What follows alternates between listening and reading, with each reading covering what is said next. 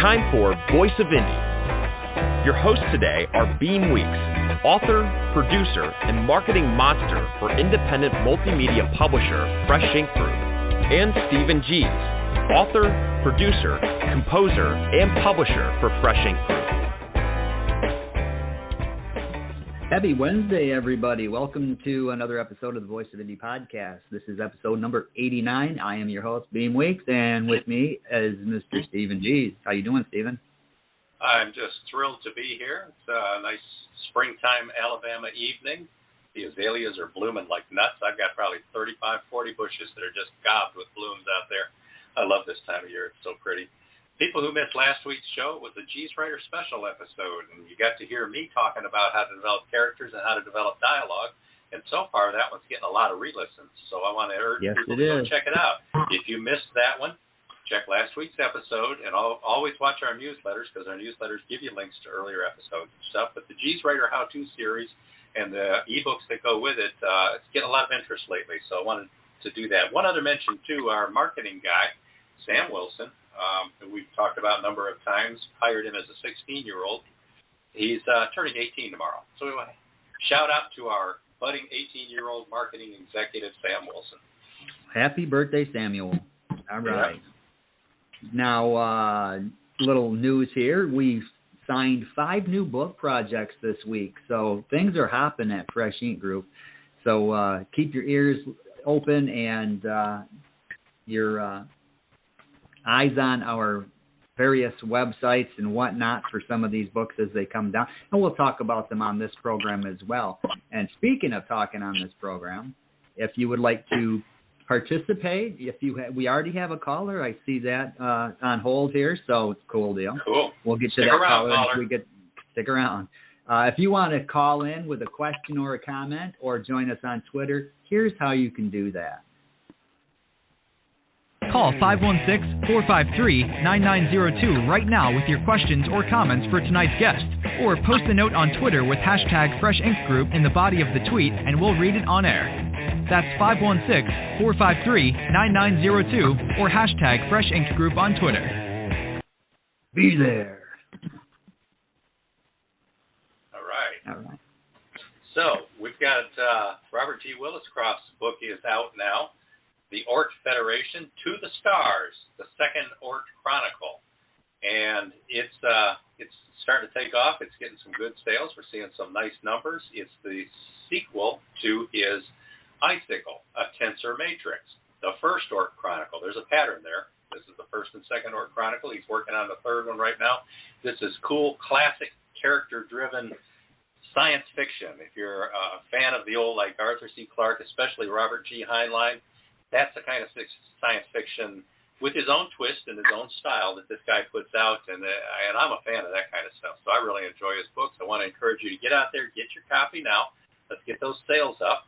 And I also wanted to mention, too, that he's got another book, Operation Ivy Bells, which is the first in his Mac McDowell Mission series, is right now our number, it's just moved up, our number 4 bestseller in print right now for this week. So Operation Ivy Bells, a Mac McDowell mission. He's got 3 Mac McDowell missions, writing the 4th one right now. Get out there and check those out, too. That's books by Robert G. Williscroft. Yeah. And Patricia A. Guthrie, her short story collection, Eerie Charms of the Short Story, that is officially released tomorrow. So get over to Amazon and grab your copy. Fantastic collection of short stories. She's got just a wonderful imagination, and she comes up with these really cool characters and really interesting situations. So if you're into short stories, get over there and grab a copy. And if you want to keep up with what's going on in the world of Fresh Ink Group, you can subscribe to our newsletter, and here's how you do that. Stay on top of these podcasts and all things Fresh Ink Group with our weekly digital newsletter, new releases, videos, stories, excerpts, interviews, and more. Sign up now on the homepage of FreshInkGroup.com and be the one who knows what's what. What? Yeah. Now, I mentioned our print status. Just took a look a minute ago. this is no surprise. Hello, Chattanooga. Famous people who have visited the Tennessee Valley is our #1 print seller as of today for this week. And then, and this one continues to confound me in the most pleasant of ways, The Rise and Fall of a Construction Giant, The History, People, and Stories of CFW Construction, which was a company based in Fayetteville, Tennessee. The author's father and a couple of other people started it, built it up into a major international company, had offices and facilities in 7 states, and then they got caught up in bid rigging scandals, had a plane crash that killed executives, and some other things went on that got things, very complicated. And eventually the company wound up going out of business. And he wrote the history of that company. And it's also a history of the town and its people and some of that, too. And it's just fascinating. It's a big, thick book that's full of pictures and stories and documents and stuff like that. And honestly, I thought it would be more of a regional book, and I thought it would be, more of a niche audience. But right now it's our #2 print bestseller for this week. And then #3, There Must Be Something in the Water. Anthology of the 4th Generation, Descendants of Green Pond After the Emancipation. And that's just a fantastic book. That's the African-American folks who grew up in Green Pond, South Carolina, and dozens and dozens and dozens of them went on to make great accomplishments and do wonderful things. And it's the story of those people and that town and that what you can accomplish in this country if you set out to work hard and make a mark. 4th one would be Hello Chattanooga, or 5th one would be Hello Chattanooga in the soft cover, and then I already mentioned Operation Ivy Belt. That's becoming a classic, especially in the Cold War thriller series. This one's a submarine book. I always think of that Geico commercial where the guy says, "Who else reads books about submarines? My dad." And it's like, well, apparently it's more than just that guy's dad, because this is a very popular series. And there's 3 of them out now. A Mac McDowell mission. This guy's a hard-driving naval submarine officer. They get caught up in adventures and conquests and conflicts. And right now, it's in kind of a timely manner. Conflicts with Russia seem to be the thing that's all over the news. So check out that Mac McDowell mission series. So congratulations, people. We've got some good print book sales going right now. Yeah, and speaking of books, we've also got 2 new audio books in the works. Jenny Wong's Girl Wears Those Shoes and Robert G. Willis Croft's second Ort Chronicle, the Ort Federation. Those are in the works. Keep your ears to this show and to the newsletter for updates on that, and those should be out before too long. One's moving along a little quicker than the other, but that's just how the voiceover actors work. One's working a little quicker than the other one. But like I said, keep your ears open. Jenny Wong also has a website, jennywongauthor.com, so get over there and you can order a signed, inscribed hardcover edition of her book, Girl Wears Those Shoes. And we do have some new trailers over at the Fresh Ink Group YouTube channel, so get over there and take a look at those and leave a like and a comment. And if you're not subscribed, you know what to do. Hit that subscribe and the notice button, the notification button. So if you do miss any of these episodes of this show, whether live or you want to relive one of these episodes that became a famous or favorite of yours, here's how you can find them in the archive. If you miss a show, find us in the archive, in the Fresh Ink Group channel on YouTube, on Spotify, or under the podcast tabs at FreshInkGroup.com, BeamWeeks.com, and StephenG's.com. On YouTube, be sure to like and subscribe. All right. Hey, I highly recommend you do that. Now, over on that YouTube channel, we have not gained a new subscriber in like 3 to 4 weeks. And it just breaks my heart. I was inconsolable the other day when I went over there and looked at that number. I was on the floor just weeping. Yeah, it was terrible. So it was a weeping and a gnashing of teeth. And if that makes you feel bad, then get over there and subscribe, or at least get somebody else to do it. So let's get to today's guest. Today's guest, we're going to call her Andrea. She's going by the author name A.K. Wingler. A longtime veteran of the food industry, A.K. Wingler has managed everything from snack bars to the finest restaurants. Well, you caught me on a hungry night, too. She started writing about food in college with a series of restaurant reviews and has since written the training manual for new banquet staff at prestigious The Manor in West Orange, New Jersey. She also traveled the world for Continental and JetBlue, sampling the wide variety of of regional foods and checking out what's happening in the food truck industry.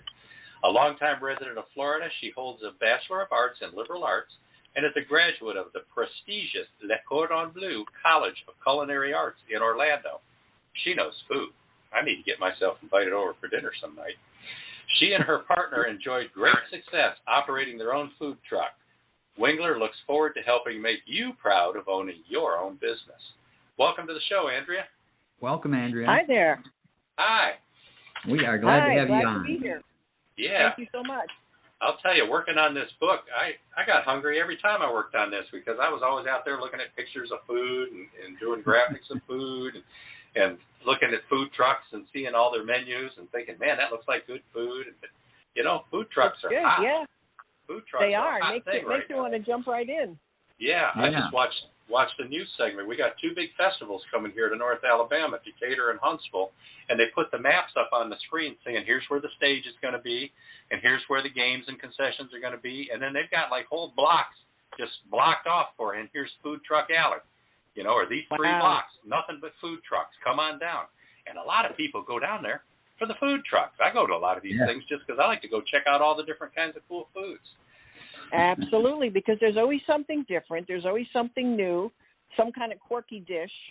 So you always have to check out the food trucks. And going to a fair, from a food truck point of view, that's where you can make your most money. That's the place to go. Well, that sounds like excellent advice. And, you know, these people running these food trucks, they're not slackers who couldn't do something else. They're people who tend to love food and are good cooks. They have credentials or experience, good backgrounds working in restaurants, and they decided they just wanted to be their own boss. Absolutely. The only thing is that you have to realize it takes a lot of hours and a lot of work, especially if you're working a fair. You pretty much have to stay in the area.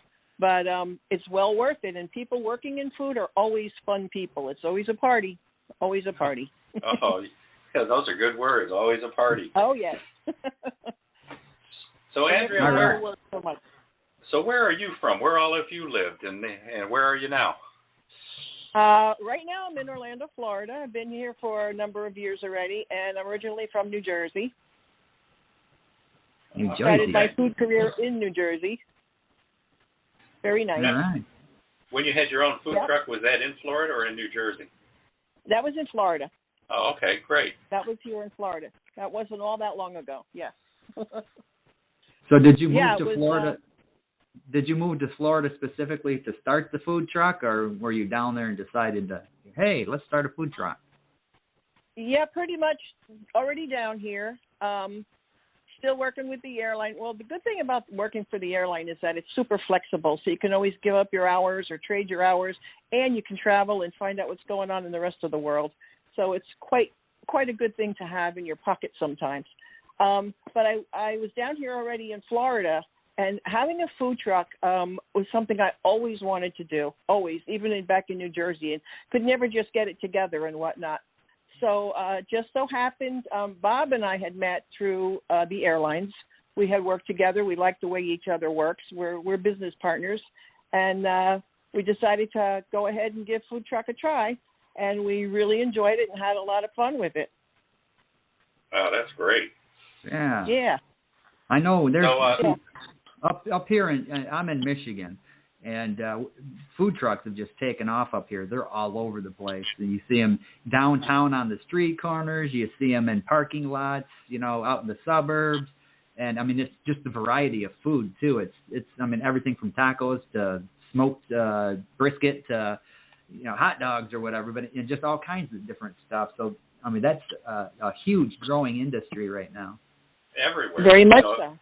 Yeah, I'll admit that when I first started thinking about food trucks, I think of like that place in Miami where they have like a whole fairground set aside, and every weekend they just fill it up with hundreds of food trucks and gobs of people come. But I picture this as kind of a warm weather thing. But, you know, I'm from Michigan originally, and they've got a million winter festivals up there. People go up there snowmobiling, and it's just all those huge gatherings in the wintertime to enjoy the winter fun. And food trucks, you know, with good hot food, hot drinks, things like that, lined up at these things with long lines going to them. So it's everywhere. It's not climate specific or regional specific or limited to certain kinds of foods or ethnicities or anything. It's like if if you got a bunch of hungry people and they're willing to get in line, put a food truck in front of them. Exactly. Even if you're driving around, do you ever notice a food truck on the corner or something? And I do. Somebody in the car is going to go, "Oh, what do they have? I wonder what they were. I wonder what they have with that truck." It almost makes you want to stop. Just because also it's something quick and it's something small. Especially if you go to like a food truck rally, you can go get something at 5 or 6 different trucks. It just makes it fun.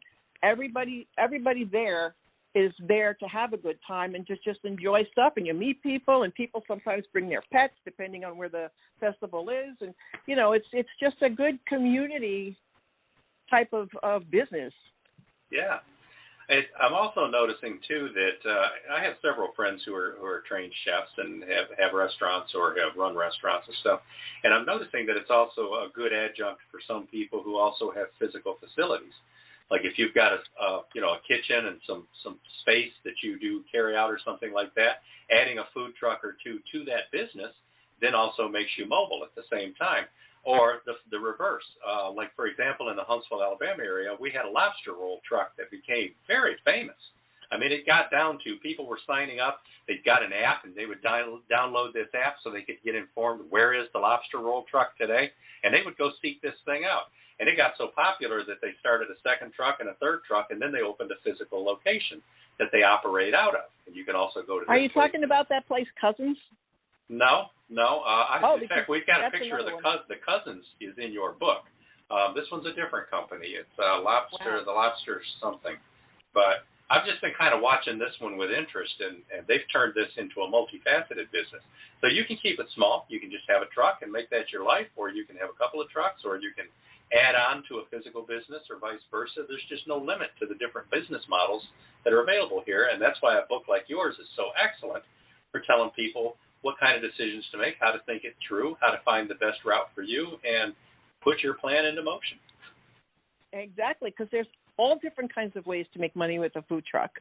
Like I mentioned in the book, I mean, you're a retired person and you want something to do, you can get a small food truck and go park by a beach somewhere and just have a little lunch business going on. You make some money for yourself for retirement, and it gives you something to do, and you're out meeting people and having fun. I used to know a man down by Cocoa Beach over here. There's a little area where they allow dogs on the beach, and he had a little hot dog wagon. He set it up in the little parking lot, and he would have just for lunch, just hot dogs and nothing even fancy. Where you can get some sauerkraut, some relish, nothing fancy. But he also would he had bowls of water for the dogs, and he would give all the dogs a dog treat. People loved it. People loved it all the time. Wow. He just got it away, So you can be small, like I said. You can be giant. You can be small. You can, there's so many things you can do. Yeah, treating the dogs, that's just good community relations. Yeah, Absolutely. So there's all little ways you can do things, and if it doesn't work for you, it's not like you went into a big expense. Say you went to you got some dog treats, but you were in a beach where there's no pets allowed and there's no pets to be seen. You didn't invest $10,000 in dog treats to try to, boom your business. You spend a few bucks, okay, so the dogs don't like it, you don't do it again. It's very flexible. It's one of my favorite words. It's very flexible. Yeah. It's technically a food truck, but between high school and college, I wanted a summer job, make a little extra money so I could travel. I did the ice cream truck. And it was one of those things where you lease the truck from the company, and then they sell you the ice cream, and then I'd make like 30% of what I'd sell. And this was, I got to work at what time I felt like getting to work, and it might be at 10 o'clock today, it might be 11 o'clock tomorrow. Wear a pair of shorts and moccasins, and go out there. And if I worked 6, 8 hours, 10 hours, whatever, if it was a nice, hot, sunny day and people were buying ice cream, I'd work it, make that money. And if it was a stormy day and sales were kind of slow, I'd go home a little bit early. But this was the mid 1970s when minimum wage was $2 and $2.25 an hour, and I could make $1,000, $1,200 a week cash. Towards saving toward in the mid 70s. That'd be $3,000, $4,000 a week now off an ice cream truck. And just think, if I'd had burgers or hot dogs or other stuff too, I could have really rich. Yeah. Exactly. People think about it, but they don't have any real people who are looking into the business don't have a real good idea unless they're raised up in the food business of how much money they can actually make. I'm going to be in a street corner. You got to be in a street corner. You see how much money you can make on a street corner. It's not real hard, but you have to be interesting. You have to have some personality. You can't just be an old grump and hanging in the window like, what do you want? You have to have, you have to like people. If you don't like people, do not get into this business. So it's not going to be any no soup for you. No, it's a little bit of schmooze because it's community relations. You want to be the friendly food truck person that people are eager to see. That's the way it was. Even driving an ice cream truck back when I was a kid, it was like there were 3 or 4 other ice cream trucks that hit these neighborhoods too, but they all liked me. They waited for my truck to come around because I would talk to them, get to know them, ask them how's your dog, and things like that, and you just get to know your customers. And next thing you know, the next day, Dad's out there with his wallet, and he's got 15 kids around him, including a couple of neighbors that he doesn't quite know who they are, but everybody's getting ice cream today, Yeah. So it's just a matter of working your people, and that's true with any kind of a food industry. If you're kind of restaurant and people don't want to come in and feel comfortable and friendly and welcome, then they're not going to come. If it's the community place where everybody knows your name, sure, they'll do that. Yep. Now we had an incident. This was totally customer service. What would you normally do? Our internet went out. Like, oh no, people are paying with credit cards. Oh my gosh, what do we do? What do we do? Okay, so the first person's up. They come and they order this, that, and the other. This is when I found out that the internet wasn't working. He orders like 2 hot dogs and whatever he had, and I go to ring it up. It's not ringing. Oh my gosh. I said, oh, sorry, I'm so sorry. I'm sorry the internet isn't working. I can only take cash at this time. Oh, my God, I don't have any cash. You know what, sir? Don't even worry about it. Have lunch on me. Not a problem. Not a problem at all. Or catch us tomorrow. No problem. That's okay. Some people would go, oh, hey, can you borrow it? Can you do this or that? You can't get excited about it. You're better off when things like that happen to give away a free lunch because that person's going to come back and it'll pay you back 2-3 times over. And that person will talk about it a lot too. Exactly. Yeah. They were so nice. Yeah. One man ran all the way home and got his money and came back after the fact. He said, I didn't want you to not make your money. Oh, you're so sweet. You're so nice. Thank you. Yeah, they you do things like that for people. Yeah. And it's good for your business. And if they're regulars and you can't handle them today, they'll be back tomorrow or the next day, and they'll catch you then. So there's always a way to make it work. You always have to be. Some people get so worried and they're so tied up with I'm a new business and I just started and I can't afford to do. Yes, you can. You can afford to be kind. You can afford to be kind because it pays back later. Yeah. Now you mentioned about a lot of people don't realize the volume. That lobster roll truck that I mentioned, a friend of mine and I went to Huntsville last year just to check out a festival, and we were going to look for that lobster truck. And we bought a couple of lobster rolls, and we went and sat over on like a low wall and watched. And I mean, this truck had 30, 40 people in line at all times. The line never went away because as fast as they could serve people, they were getting in line. And I was sitting there figuring, this is like $15 an order, at least average. And I just sat there and calculated just in the time it took us to eat our lobster rolls. I watched them do $2,500 in business in less than an hour. And that's in the wrong business. That's great numbers for even a physical restaurant. I mean, I used to own pizzerias. I used to own some carry-out delivery pizzeria places, Hungry Howie's, put the brand out there, what the heck, way back in the day too. And, a $10,000 week was a good week for a carry-out pizza place. And, and I'm sitting there watching a truck do that in a day. Whoa. Yep. Yeah, I've been to a few food truck rallies. Just, before we got into the food truck, we went to a number of different food truck rallies to see how it works, see how it operates, what's happening, what they have to offer. Because you don't want to try to repeat a lot of what's happening. Like if you went to a food truck rally and there's 4 trucks serving Philly cheesesteaks, you don't want to go get a Philly cheesesteak truck. You want to try to do something a little different, unless you got some special recipe that's going to outshine everybody else. But, you go to the rallies and you check out what the competition is and you just see how they operate. And the good thing about food truck people is you can ask them questions about the business. People will tell you. They're happy to tell you. Oh, you want to come inside my truck? Open the door. Come see what we're doing. You think they'd be real secretive and not want to give away their proprietary methods? No. All the ones that I know are proud of what they've accomplished. Yeah. And they want to show it off. They won't give you their recipes, but they'll show you how to work it. Yeah, I've got one friend who's running a food truck in Florida, in the Tampa area, and once they got that thing outfitted and got it going, for the next week, every day he was sending me pictures. Check out this new thing we're making. Oh, look at this new equipment and all that kind of stuff. They were just proud of it, and I like it. People who are in business for themselves have a whole different take on things than they do working for somebody else. Exactly. It's great. So, Andrea, we've got a couple of callers waiting. So what I want to do here real quick is read on Twitter. We've got a tweet from Helen Burrell. She says, "My inkling for today. Wow, Andrea Wingler has pulled off two of my faves, writing giftedness and food on wheels." How to start and run your own food truck business in Florida is a step-by-step guide that takes you from good idea to great success. Oh, okay, whatever you can get out of it. Thanks, Dr. Helen Burrell. That was a great tweet. And then, Beem, why don't we roll a commercial, get one of the commercials out, and then take a couple of callers. All righty. We will roll a commercial, and we will hit these callers when we're done. And this is a new commercial. Lucifer loses his day job, so he starts his own gig. A little girl's tantrum destroys her toys, but will they lash out in revenge?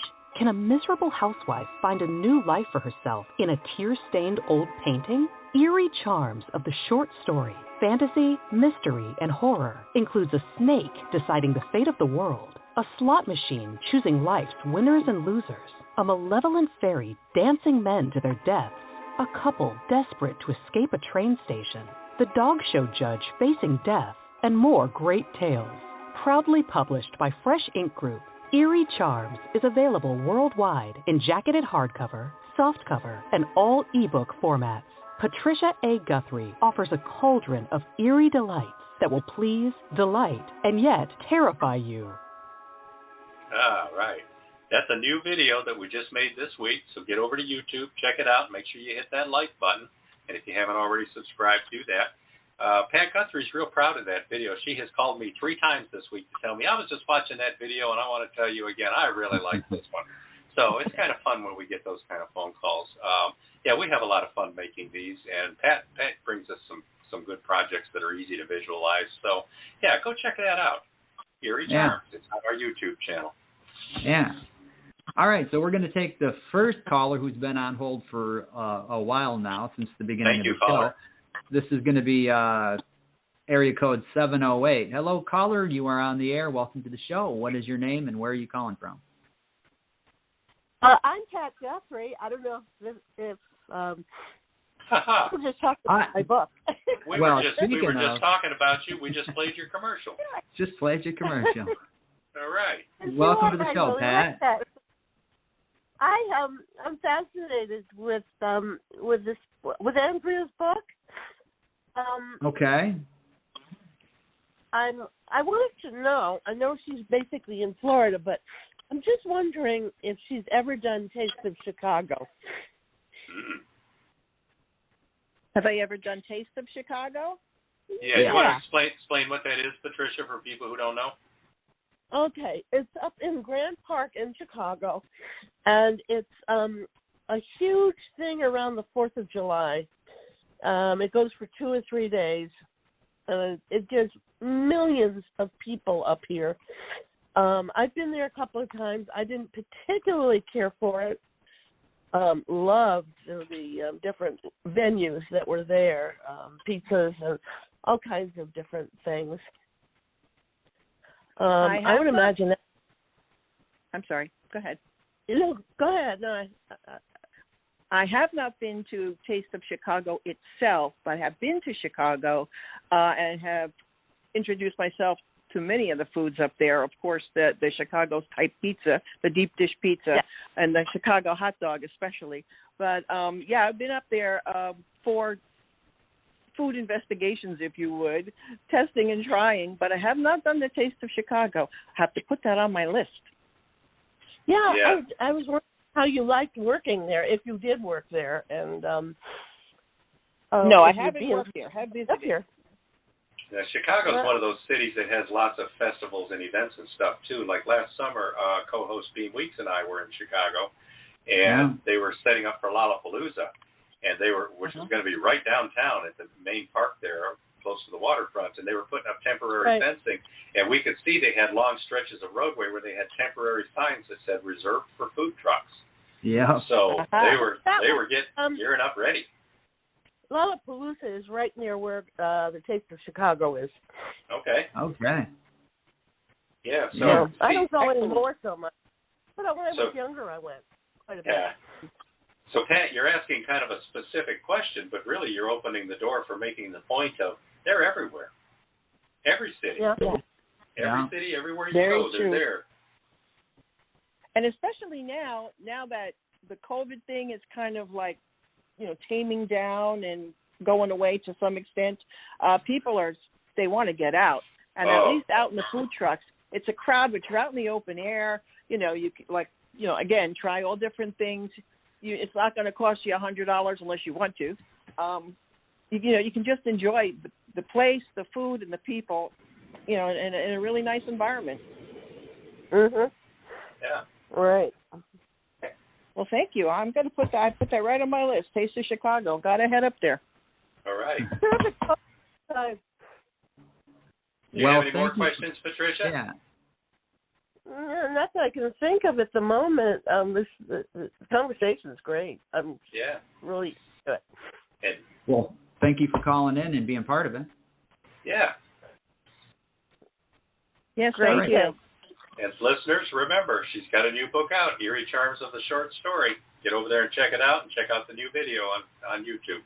Yeah. So let's move on to the next caller. This is going to be area code 407. Hello, caller. Welcome to the show. You were on the air, and where are you calling from? Are you talking to me? I'm talking to you. And I know that voice, too. Oh, yeah. Yeah, this is Kanoe. Yeah. Hi, Kanoe.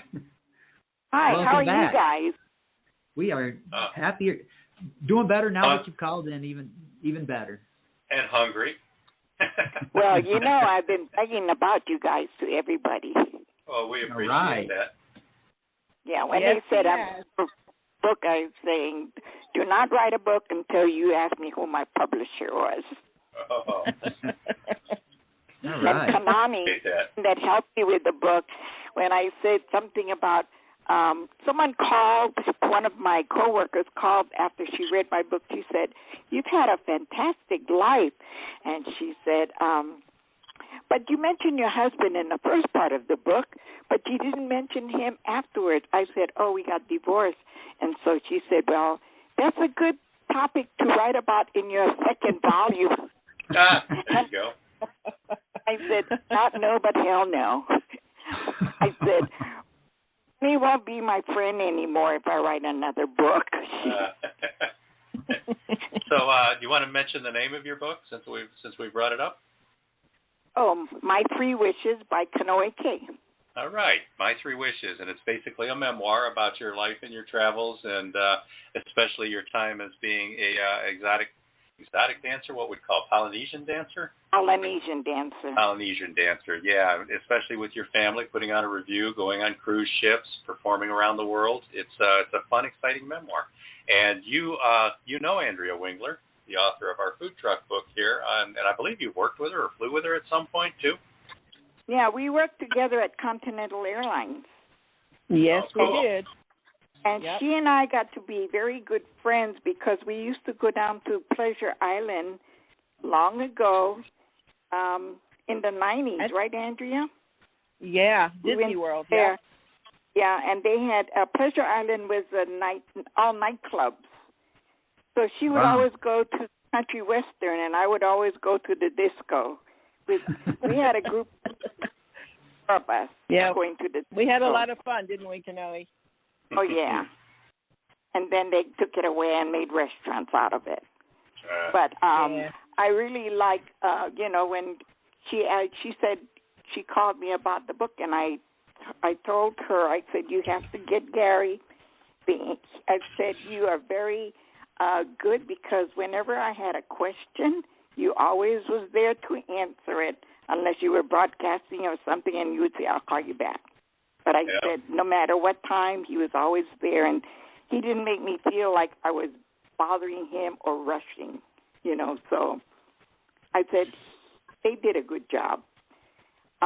In fact, I recommended you to another lady. I think she was going to call you about her grandson writing about birds in a book. That's interesting. But you know what? She passed away. She was 96 years. Oh, I'm sorry to hear that. Yeah, so I guess she never got to you, but I brag about you guys all the time. Great. So have you seen Andrea's book yet? No, it's not out yet, right? No, actually, all of the files came in this morning, and the rest of them came in this afternoon. So as of tonight, it is being published. It's going into pre-sale. It'll probably be Amazon Kindle tomorrow or so, and Barnes & Noble and all the other ebook formats maybe the next day, and by about 2 days from now, the print editions should start showing up. It's going to be in pre-sale for a May 14th release. So watch for it. It'll show up sometime this week. Get out there and place your order, and you will receive your copy. If it's a print copy, it'll be shipped May 14th. If it's an ebook copy, it'll be delivered on May 14th. That way it'll give us time to collect some sales and get this thing out there the right way. But it's an excellent book. But, if you know the author, maybe you could get the author to, show you a copy or share it with you a little bit. But actually, tomorrow, Kanoe, we get together with some of the Continental people, all the ex-cons, we call them. Yeah, we're going to see. I'll show you the book. All right. Oh, yeah, but cool. That's one thing I told everybody. They said, how long did it take you to write it? I said, 4 years. And I said, and it took me like a month or two to find a good publisher, because now you can't trust. People will take your down payment and you'll never hear from them again. So I had trust issues with that. So it's a good thing. Kamani knew somebody that wrote the book, that writes books with you, and she reached out to her. Oh, and okay. She was, I can't think of her name now, but she's written several books with you. And she was the one that led us on the right track. She gave me your name and who to call, and that's how we got started and involved with each other. But I always tell everyone, I'm like, if you're going to write a book, you talk to me first, and I'll tell you who to get and what to do. So even though you haven't seen Andrea's book yet, would you endorse it? You think she knows what she's talking about? Well, I know she knows what she's talking about.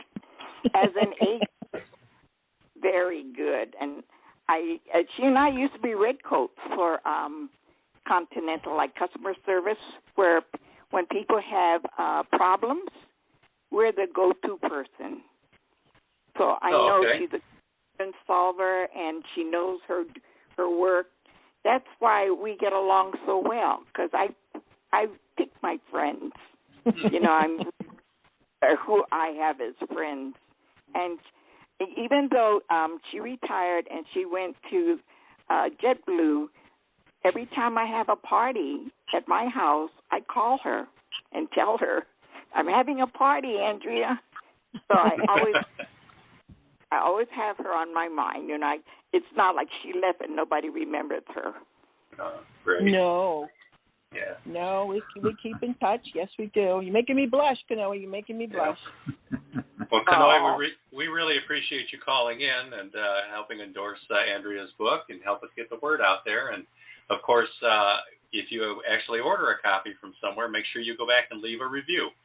Give it that 5 stars and leave a review wherever you order it from, so it's a verified purchase, and then it really helps sell the book as well. You're probably discovering that with My 3 Wishes, too. Well, you know what I wanted to tell you, too? I went on Google, and I Googled my name, and there was a picture of a blonde lady on there who I didn't even recognize. So I clicked on her, and she had 4 or 5 reviews, and they were all excellent reviews. And my girlfriend looked at it. She said, Kanoe, she's in Belgium. Wow. Wow. Nice. Yeah, because I'm thinking, I wonder how she found out about my book. And all the people they don't even know me, and they were outstanding. I mean, I couldn't ask for anything better. I mean, their reviews were better than the ones that I saw on Amazon. All right. Yeah. Yeah, we do the international distribution, and sometimes when authors come to us, they're not that interested in that. This book will only sell in this country, and then they get surprised sometimes at how they'll bounce around the world and get attention. The world is shrinking. There's no doubt. Social media is worldwide, and people learn about things, hear about things, and they're interested. Well, they were surprised because they said even though it was an autobiography, it was different because it showed how I was a little girl and how I was brought up and how things have changed. So they were very interested in that. Mm. So you guys are really good. I'm glad I got you. Well, thank you. You're making us all blush now. But again, thanks for calling in, Kanoe. We're going to move on here and play another commercial now and then talk to Andrea some more about the book and help us spread the word. We appreciate all your support. Okay, you're welcome. Bye, guys. Thank you, Kanoe. Bye.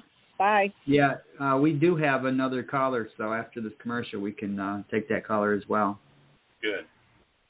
All right, here's another commercial. Now, from science fiction master Robert G. Williscroft, the Oort Federation, to the stars, the second Oort Chronicle. As the Oort Federation becomes a major force in the solar system, Braxton Thorpe passes the Federation chairmanship to former U.S. President John Butler. Thorpe's group offers humanity virtual immortality, but Isidore Orlov and his Udachni enterprises oppose their every move. While Thorpe's group terraforms Mars for more living space, the Mars Reds prove formidable as resistors. If the Asterian Starship fighter pilots are released, will they align with Phoenix or Udachni? And who will develop the right FTL technology? In this tense space adventure, Thorpe, his team, and Max the Tabby Cat travel to Proxima Centauri and beyond to the Aster system, 84 light years distant. Will Thorpe bring together humans and Asterians in their quest for intergalactic travel? Will long life prove more than mere humans can handle? Grab Icicle, a tensor matrix, the first Oort Chronicle, and continue the journey with the Oort Federation to the stars. Proudly published in all print, digital, and sensory-enhanced audiobooks by Fresh Ink Group. That's a fun science fiction book. And Max the Cat's becoming quite popular. I think we're going to have to get his own Instagram page.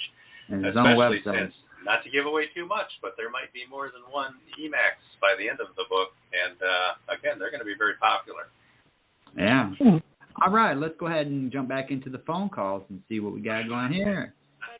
This one's going to be another area code 407. Welcome to the show, caller. What's your name and where are you calling from? Hi, my name is Bob, and I'm Andrew's partner. Hi, Bob. Welcome to the show. Yeah, Hi, Bob. Bob, you might need to turn down whatever you were listening to because we're out of sync. Gotcha. Okay. All right. Yep. No, we've been knowing each other for a long time.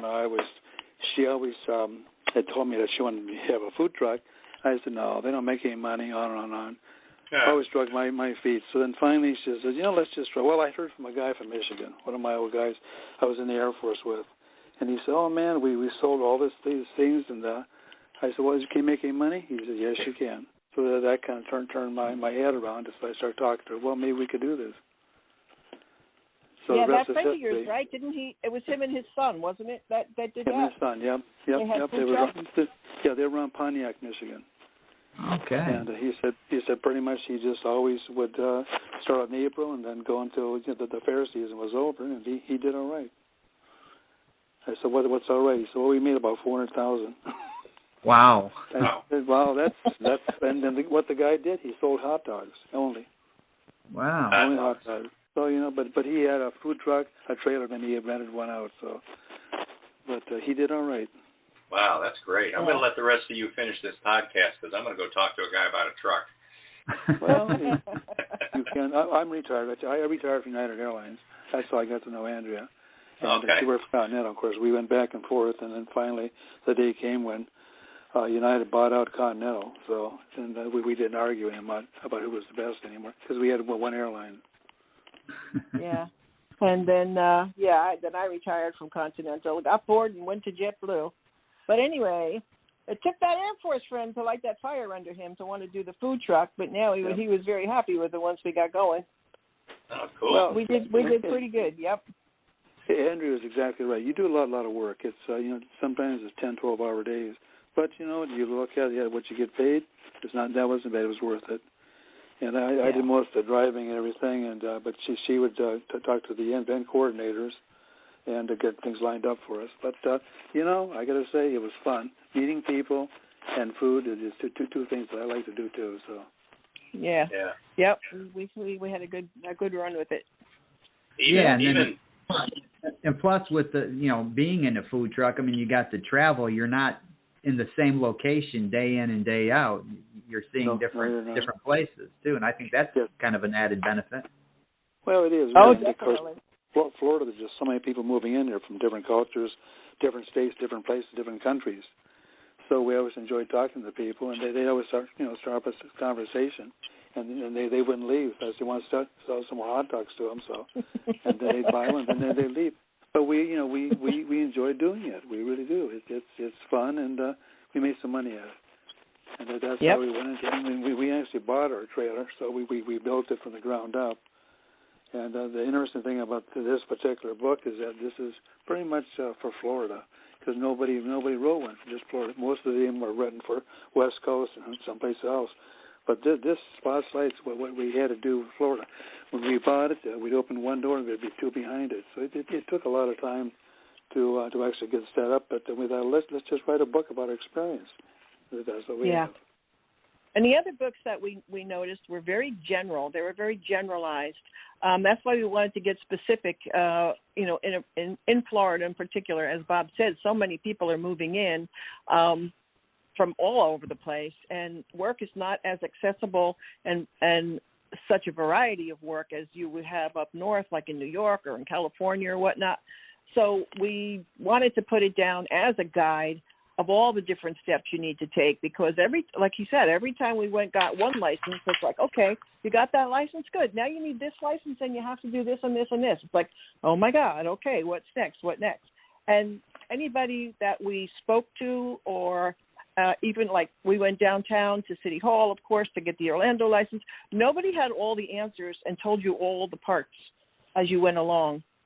So we said, you know what? We should write this all out. We should write a book for people who want to start, just so they know what the heck is going on, what inspections you need. We remember, Bob, when we were in New Smyrna Beach, and we had everything down pat. We had everything good, and then the fire, because at times the fire department or the health department will come and just check all the trucks that are around, just to see if everybody's got everything in order. And what were we missing, Bob? We were missing chocks to put under the wheel.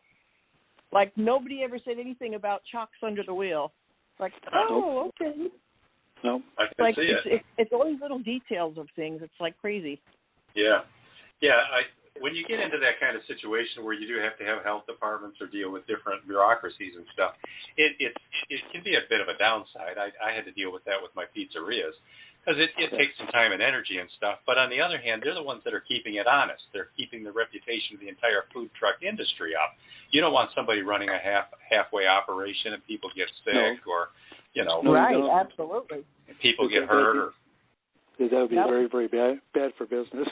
Yeah, for all of the trucks. Bad news travels real fast.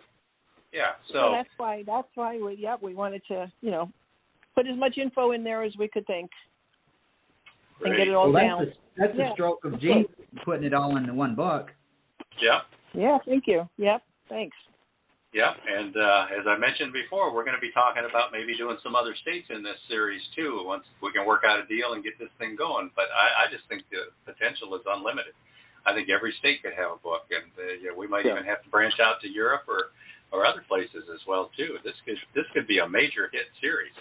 And right now, Florida is where we're starting, and we'll see how this goes, and we'll go from there. Absolutely. The most important thing here is that we want to find all the steps. I'm a pilot. So you have to have a checklist. Okay, so I've been flying since I was 16 years old. But the whole thing is that I wanted to make sure I knew what I was doing. So we went through all these steps, and we pretty much got them written in our book. What you need to know, and what you have to do. And what you can expect too. And what you can say. Yeah, this took us a long time. We started writing the book about 8-10 months ago.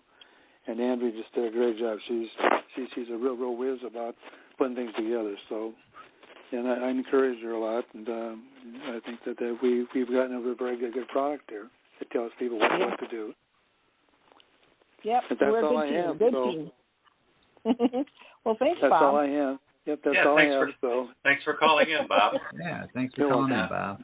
Maybe, Bob, before you go, do you have one last cautionary tale? What's the thing that surprised you or went wrong, or do you want to warn people about to make sure they're careful? Yes.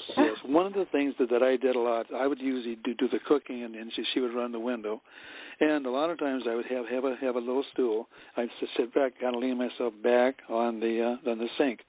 Well, unfortunately, a lot of times I'd put the water on, and I'd forget to turn it off. and I got wet more than one time, and she gets so mad at me. She says, "Bob, what are you doing?" So I actually had to drill holes in the floor to get rid of the water. I did it once. I did it just one time. I did it more than once, like 3-4 times. And because Bob, what is that noise, Bob? Yeah, so that was one of the things that it was just me, but I was just so excited about doing what I'm doing. So, but that was one of the things I can pass along. Watch out for the water. Watch out for the water. Drill those holes in the floor if you know it's going to be a problem. Yeah. Oh boy. And the only other thing I can think is that one time we went down to Disney. We were invited down there to open up our food truck, and we forgot the cash box. And so then so then Andrea had to find a way of getting down to her house and get the cash box, because no cash box and our machine to do. In fact, the internet phone was in her. Yeah. So that's another thing. You got to follow the checklist. I said, "Did you get it?" "Oh yeah, I got it." Well, we didn't get it. So. Yeah. So little things like that. But I actually had to run around to a couple different supermarkets to get cash, so we had cash on hand. Oh my God, that was funny. But again, that's part of being in business for yourself. If this was a fixed restaurant, it would be a disaster if you couldn't open on time and all that. If it's a food truck, you go do what you got to do, and you come back, and there's people waiting. Exactly. Right. Anyway, thanks for having me, and I'll sign off now. All right, thanks, Bob. Thanks, Bob. Bye, Bob. Now, I think Beem, I think it's about time we play the How to Start and Run Your Own Food Truck Business commercial, which is a new video we just made this week, and we want you to go over to YouTube, check it out, like it. It's we actually animated a food truck and for this one, so we had a lot of fun making this one, and anything where we get to look at pictures of food is always going to be fun anyway. But this is A.K. Wingler's new trailer. With good jobs so hard to find, especially in rapidly expanding Florida, owning your own food truck could be the best option. It's the least expensive startup, and you can be fully operational in mere months. The rules and regulations can be a bit complex, and no single source has offered all the answers. Until now. How to Start and Run Your Own Food Truck Business in Florida by food truck veteran A.K. Wingler is the step-by-step guide that takes you from good idea to great success. Sure, it's hard work, but exciting, mobile, flexible, and highly profitable. And you get to be your own boss and set your own hours. Proudly published by Fresh Ink Group, this book tells you how and where to make money in this exploding independent industry. Grab your copy in laminated hardcover, glossy softcover, or any of the major ebook formats at retailers worldwide. Even if you're just curious for now, this guide is the best way to discover if a food truck business is right for you. Right. Good one. Yeah, and as the commercial emphasizes, you don't have to have made the decision that you're going to start a food truck business. You can just be thinking about it. Just check out the book and see what's involved and see if it gets you excited. If it does, then maybe it's time to make a move. If it doesn't, then maybe find another business. But how else are you going to find out? You should get a copy of this book. Check it out. Yeah. Food trucks. Definitely. I mean, they're the big thing nowadays. Yeah. So, Andrea, Yes, it is. Yes. Childhood. What kind of a child were you?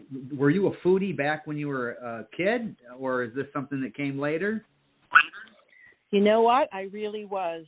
One of the first toys that I ever got, it was not an easy bake oven, but Campbell Soup used to have a little cook set. Still have that cookbook for kids on how to, heat soup up in a pot and make this little sandwich, peanut butter sandwich. But that was one of the first toys I had. My God, I was tiny. I was like 4 or 5 years old. Yeah, I've always been a foodie. Yep. But it would have been in the first place I ever. Well, I can't say. First place I ever worked that I got paid for was in the Rizzuto Berra Bowling Alley in Clifton, New Jersey. It was actually owned by Phil Rizzuto and Yogi Berra. And wow, really? Yes, they did. Yes, when they had their opening, all the Yankees were Peter down Rizzuto. there. Yep. Oh, that sounds like fun. Yeah, it was fun. The snack bar was called the Dugout. That's where my first waitressing paid job.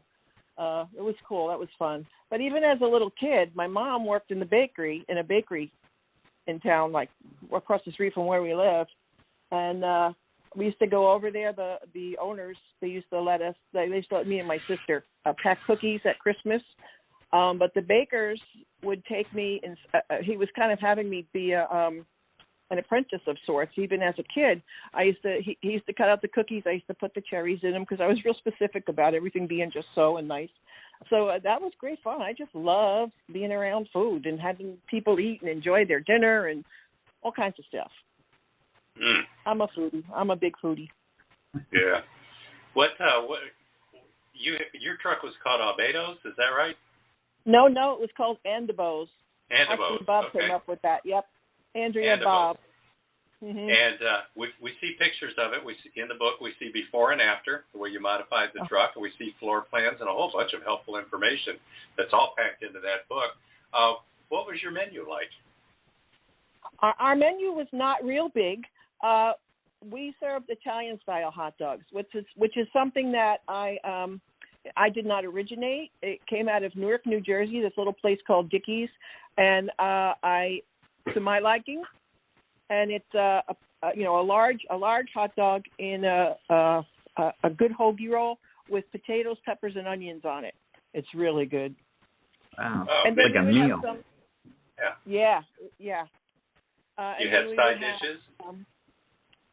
Sometimes I would make Mexican corn. We didn't do French fries because we didn't bother with the fryer. We had the fryer, but we didn't really bother with it. We would do chips and pickles and that kind of thing with it. And then sometimes we would have pulled pork sandwiches, and we would have hot dogs, a couple different kinds of hot dogs, chili dog, cheese dog, and kids. You got to have the plain hot dogs for kids. And then we would make a combo special, hot dog with stuff. So we just did a lot of hot dog things for the most part. And then you had drinks as well? Oh yeah, we always had drinks. We actually had a large variety of drinks. Sometimes you'll see like one Coke, one Sprite, maybe usually everybody's always got a bottle of water, a diet soda.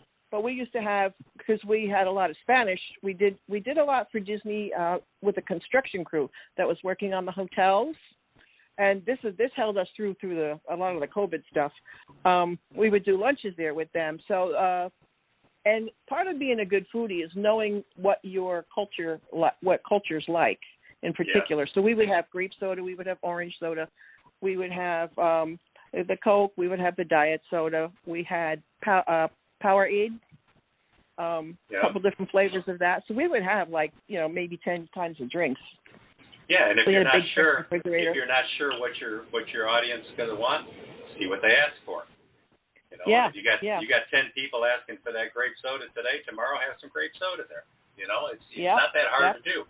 It's you know, it's like steering a big ship or a little ship. You can be real flexible in your menu and your supplies and the things that you offer with a food truck that you can't do with a restaurant.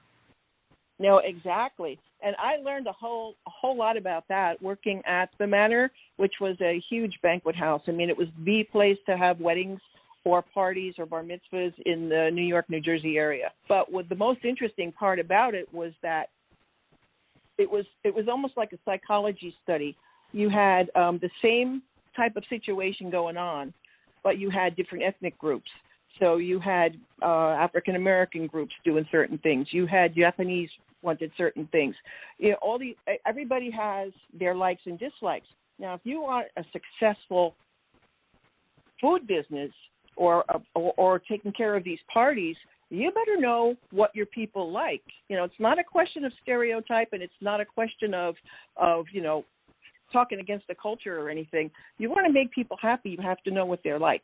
Like the Japanese, they like red eggs on their table. It's some kind of good luck thing. And sometimes they don't tell you these things, but when you get to work with them a lot and you get to see, so I would zero in on, you know, the group, what kind of group, and make sure that they had the things that they really loved at the venue that they were paying for, because they were paying a lot of money for some of these things. But it was great fun. It was just great fun. You have That's to just good business, too. Yeah. And people spend too much time being annoyed. Yeah, I keep coming back to that word flexible, too, because when I had the pizzerias, they were franchises. And, you know, you're not flexible. You have to use their menus and everything that's their way and their systems, and you're ordering your food from them. And I had pizzerias in southern Michigan, which is kind of sort of rural. You know, they'd have the town, but then there'd be a lot of farmland around it. And back in the 1980s, all of a sudden, pineapple and ham pizzas became hot. To this day, I'll never quite understand it, but all of a sudden, Hawaiian pizzas. I mean, we would get 200 calls a day, people ordering pizzas, and all of a sudden it was like 180 of them wanted Hawaiian pizzas. I wasn't allowed to sell those. As a franchisee, I was not allowed to sell them because it was not on the menu. Well, you know, people who know me aren't surprised when I say we sent the manager down to the store and bought 10-gallon cans of chopped pineapple, and we started selling Hawaiian pizzas because the flexibility is there. And with a food truck, all you need is people saying, "Hey, what about this? What about this? What about this?" And you can turn quickly and adapt and be ready for them next time. Well, that's how I made Mexican corn that time. I'm like, oh, Mexican corn? Yeah. Let's, they would ask for different things, exactly, and then you learn something new too. It's a lot of fun, just so much fun. Yeah. But you got to have it's not all fun. You got to have your business hat on as well. Oh yeah, but you do get to taste everything you serve. Yeah. Yes, you do. Yes, you do. Yeah. Well, Pete, do we have the How to Teach Driving commercial? Is that one queued up? We do. Did we get that in? All right. We're almost out of time here. We're going to go ahead and play this last commercial here because this is for the book for next week's guest. He's putting out a pair of books on how to teach driving. It's an instructor's manual, teach instructors, and then there's a parent's manual for parents of teenagers and young adults who want to help them learn to be better drivers. So we're going to go ahead and play the world premiere of his new commercial here, and then we'll come back and finish up with Andrea. All right.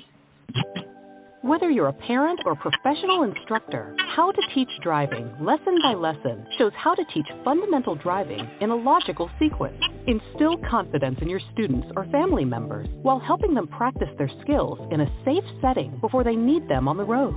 You will practice diagnosing and analyzing driving errors, especially steering errors, so you can explain and correct them before they become dangerous habits.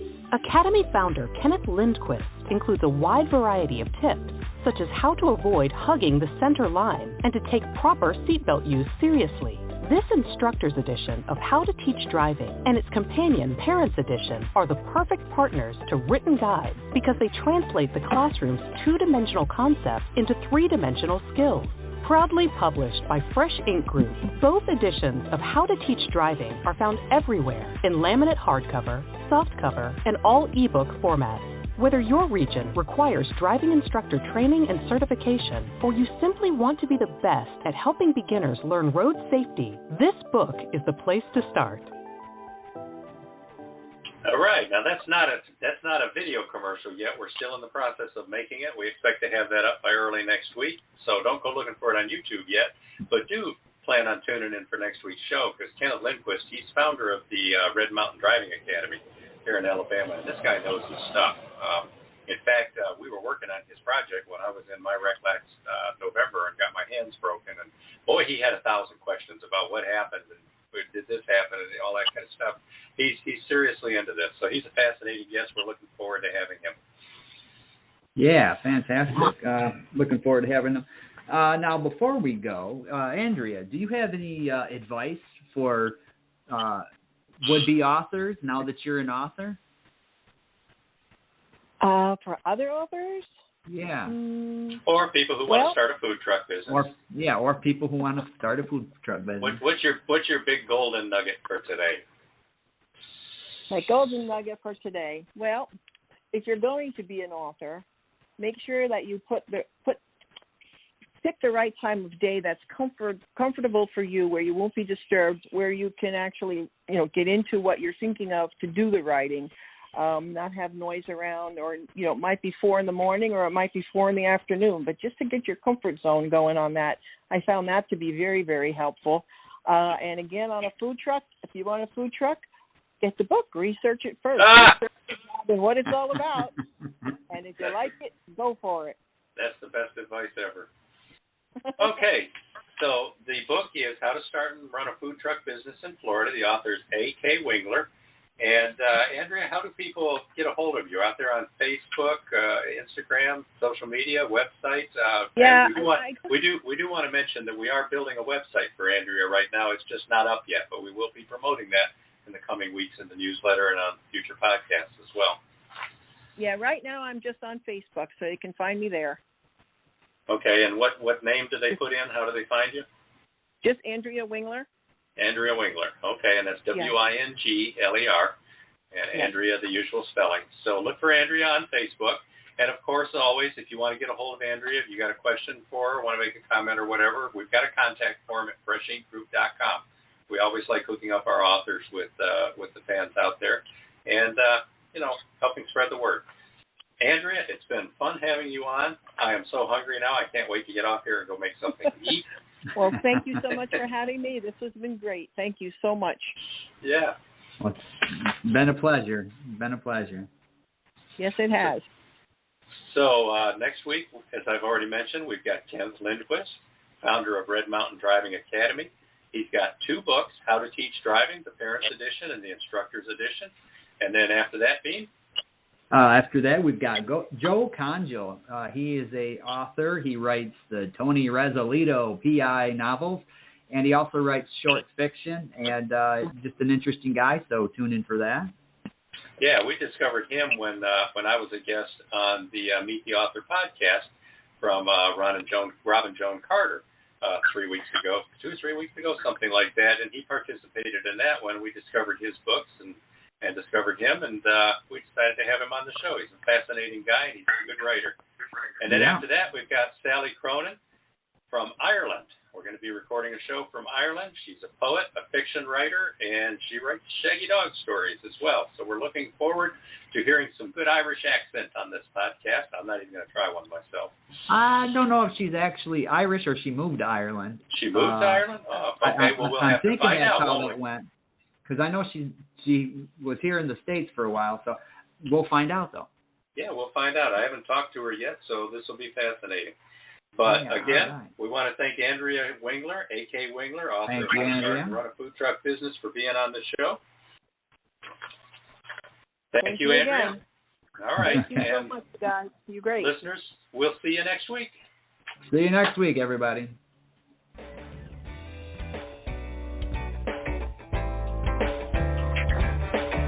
You've been a part of Voice of Indy, a production of Fresh Ink Group.